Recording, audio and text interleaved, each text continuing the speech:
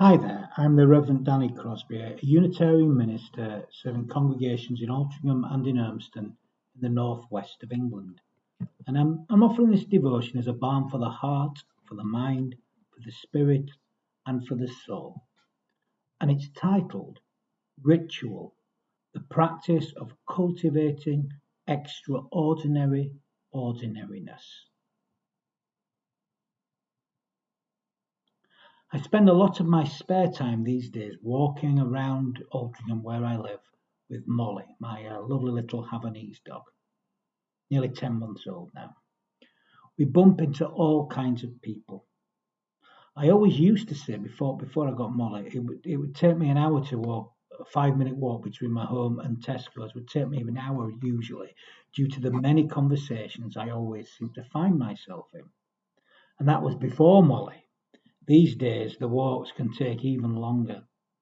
I work probably around the town about 4 times a day. Sometimes we go to the park as well. It's become a very regular routine.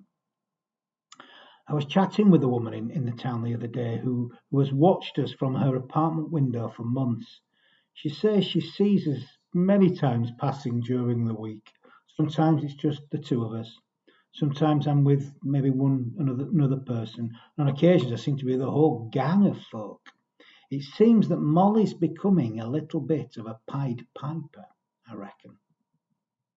They seem to want to follow her. Not me, her. This last Monday on the way back from the park, I saw our local poet, Oliver James Lomax, leaning on a post with a pen and notebook in his hand. He must have been working, I guess. We stopped to talk and he told me he's gone out in search of inspiration. He said he needed to be in the right frame of mind to get creative, which meant he needed to get out of the house. It seems that the muses had not been whispering in his ear for a little while. He's been working hard, touring an awful lot, performing an awful lot, but not writing. And if you're a poet, you've got to write. A bit like being a minister not writing a sermon. Anyway, as we were chatting, after a while, he said, "Do you fancy a coffee?" And off we trotted to Caffè Nero, a usual haunt. They love Molly there, by the way. Whilst we were standing in the queue, we started chatting about things, discussed the coronation from the weekend before, the pomp, the ceremony, the ritual.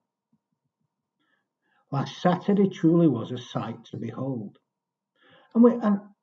And we kind of went into deeper conversation about the deeper meaning of such events and the rituals and the history and all that, you know. What such events and rituals mean to ordinary people, both those involved and people observing these things. Oliver told me of Simon Armitage's poem, especially written for the coronation. Simon Armitage being the poet laureate, of course, written for the coronation of Charles III. He told me about the poem, that it follows the story of a woman invited to attend a coronation, and it sort of links lines from Samuel Pepys' diary, which described the encounter with the coronation of Charles II. And you know, the poem points out the historical significance of the occasion. Oliver said of the poem and the poet himself, Simon Armitage, "It's not bad for a Yorkshireman." He's from Bolton, is Oliver, so there's a bit of the Yorkshire Lancashire thing going on there, as you can imagine. We both laughed. It was a fun thing to say. The conversation got me thinking about the power of ritual and how certain activities can get us into creative states of being, something Oliver was searching for that day. In the queue, I also noticed a woman that I was sure I recognised. I think once I see a face, I don't forget it. I'm one of those people. Names, not so good. Faces, if I've met you once, I'll remember you. I was certain I'd seen her at the recent Unitarian General Assembly meetings. I even remembered that she was represented Chowbent Chapel up in Lancashire, in Atherton, I think it is. But I kept looking at her, but I didn't say anything at the time. A little later, I was walking home when a man in the street called out my name. Now, there's nothing new, and that happens to me all the time. And then I noticed it was Francis Elliot Wright. He is a student minister currently at our Knutsford congregation, and actually had been recently in contact with me, wanting to talk about a few things. Interestingly, he was with that very same woman in the queue. They'd been meeting for lunch. And yes, I was right. It was the very same person from the General Assembly meetings. Her name I've still forgotten again. We had a great conversation. One of the things he asked me was if I was out working on my sermon, seeking inspiration. I said, and I'm not sure I was 100% honest there, I said I hadn't given it much thought. I probably had without realizing it. And then I said, but I'm sure something would begin to form by the end of that day. And then I said to him, no doubt this conversation would end up being part of the sermon, which of course, as you can see, it is. I then headed for home, chuckling to myself at all these thoughts. Meanwhile, thoughts about routine, ritual, spiritual inspiration were forming in my soul. As I removed her harness, I thought to myself how mine and Molly's walks were more than just routine. They were sacred rituals, blessings in the ordinariness of life. How often we are blessed by them, and how they bless, and how we bless too by them. This is because there is far more going on than simply exercise and stimulation. These little journeys are also touching ours and the lives of other people in deep and deeper ways. There's something sacred in the activity. We're cultivating extraordinary ordinariness in those special encounters, those encounters with life and those conversations, following the conversational nature of existence where self meets other. It's wonderful. That's where all the magic is in life. It got me thinking about what makes a routine into a ritual. Is there a difference even between them? They may not be so different, perhaps two sides of the same coin that we might call habit. Routine, it seems, is an attempt to contain the chaos of everyday living, and ritual seems to make the everyday the seemingly mundane sacred. Ritual kind of blesses the simple and mundane, the everyday. Ritual is a way of cultivating extraordinary ordinariness.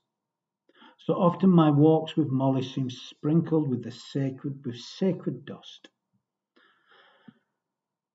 Later that day, I spent some time with another friend who was dealing with something rather distressing. The conversation we shared brought healing and understanding. It was a sacred time in every sense. It brought to life the language of the heart as we listened to one another with the ears of our hearts. He thought I was helping him. He thought that, when in reality, he was blessing me. It was an ordinary activity that in that space between us, we began to cultivate something extraordinary. Any everyday, ordinary routine activity can be made sacred, can be turned into ritual, can cultivate the extraordinary in the ordinary. I love what the author Anne Lamott observed about such things. She wrote, here's the secret of life. We mostly do everything over and over. In the morning, we let the dogs out, make coffee, read the paper, help whoever is around to get ready for the day. We do our work. In the afternoon, if we have left, we come home, put down our keys and satchels, let the dogs out, take off constrictive clothing, make a drink or put water on for tea, toast a leftover bit of a scone. I love ritual and repetition. Without them, I would be like a balloon with a slow leak. Yes, rather like the dude's rug in the Big Lebowski that tied the room together. In so many ways, I have noticed these walks with Molly tie so much of my life and that the life of others actually together. This simple routine has become a sacred ritual in my life, and that's of the lives of others too, including people I didn't know so well. Some people I don't actually know, but would become part of their daily activity, really. They notice if I walk and she isn't with me, and people always comment. Our walks seem to have a way of cultivating the extraordinary in the ordinariness of life. They make something more beautiful. Routine, ritual, is the very thing that holds life together. Everyone engages in them. They help us connect to life, to reality, to the seen, but also to the unseen, that force at the core of all life, what I name God, but you may give it some other name. It is this that helps me be of better use in the world. It is routine transformed into ritual that cultivates the extraordinary in the ordinariness of life. This last Monday, I got up later than I usually do. Thankfully, Molly's bladder did not force me to get up too early. I was very tired and I was feeling quite delicate on Monday. I had received some terrible news on Saturday night. A dear, dear friend had sadly taken their life. I worked a long day on Sunday, had so many duties to do that day, and of course I fulfilled them, but I was tired. Both emotionally, mentally, physically, I was spiritually tired too. I was worn out actually, completely. As several of the people I serve said on Sunday when I let people know what was going on, they said, "You seem to have been through an awful lot these last few months." And I have, if I'm honest. I could have been tempted to avoid the world on Monday, but my routines, my rituals ensured that I did not. I spent time in the ritual of prayer and silence, if you like, that morning before leaving, and then I stepped out into the world, and the simple and mundane was soon transformed into the sacred. I was blessed by it, we were blessed by it, as were others that met us as we walked around in our daily routine, as we set out on our journey. Always important to remember that journey means what you do or where you travel in one day. You can't do a daily journey because it means daily, essentially, journey from the French journée.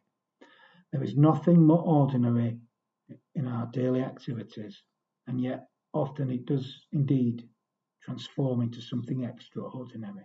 To ordinary activity, that's where I meet God. Everything that we do in life can be done ritually and thus can become meaning filled. Even the most simple, basic task can be made deep and meaning filled if we live reverently, if we live with reverence for life itself, if we see life as a deeply sacred thing, if we bless life with our true presence. The most basic human routines can become sacred rituals. Even standing or sitting or walking or even breathing can be done meaningfully, can be done ritually. There is nothing more deeply ritualistic than deep listening, actually. Last Monday, all this week actually, has been deeply enriched by listening, by conversation, and by being listened to.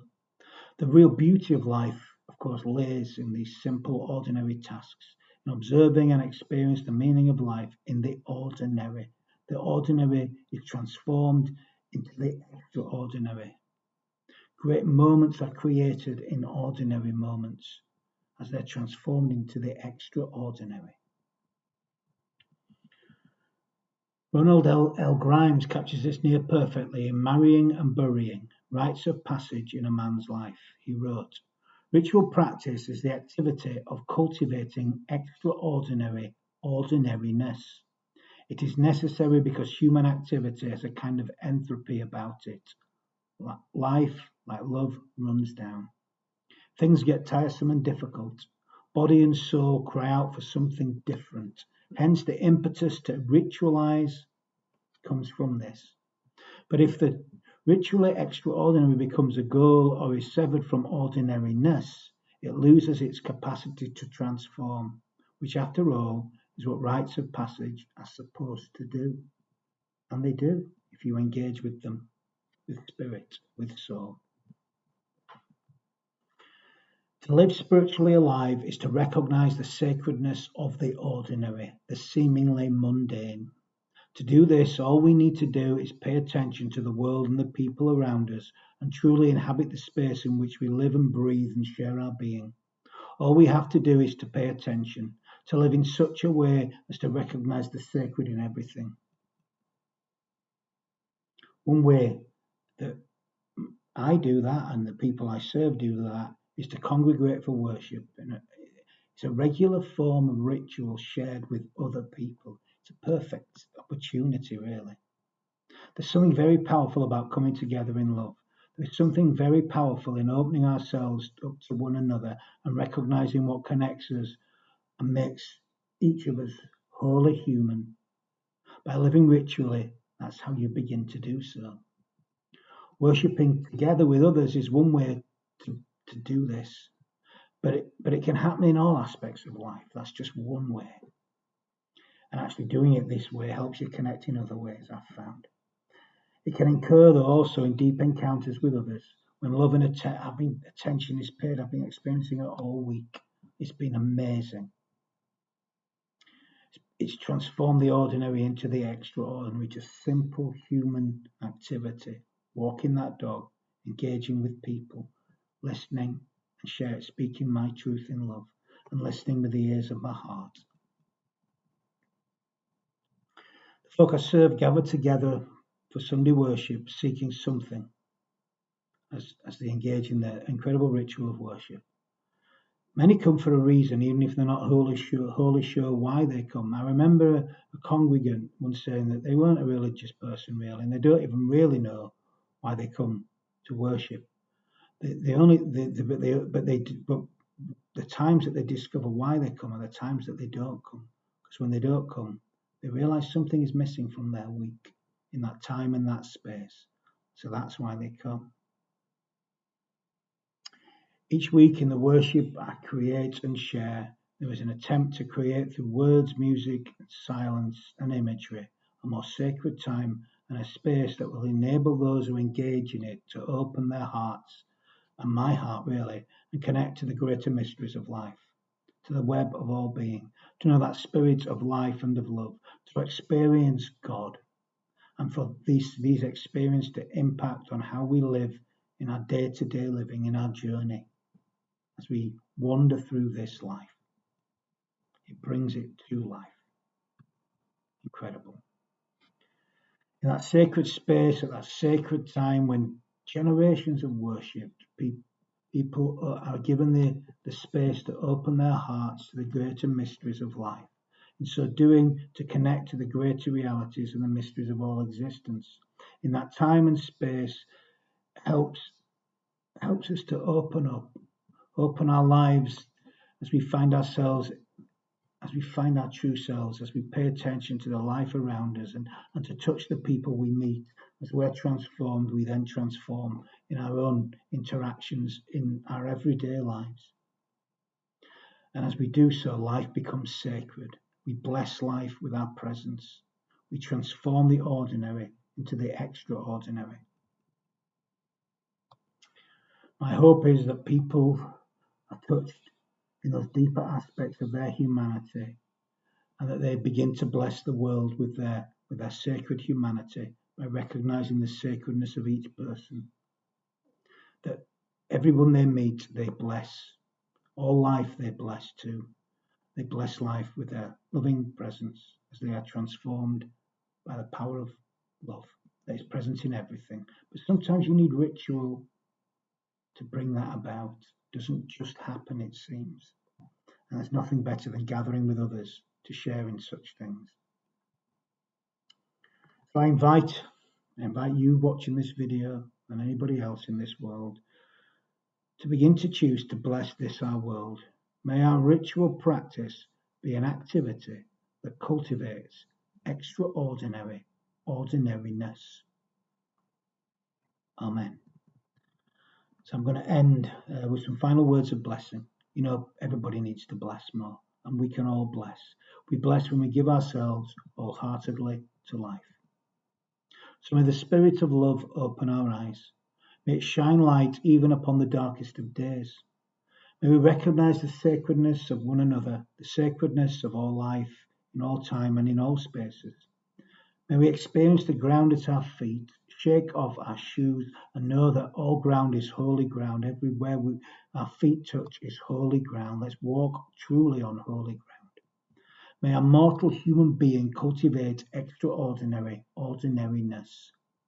May we bring this sacred vision with us, and may we do so in all that we feel, in all that we think, in all that we say, in all that we do. Go in love, go in peace. Amen.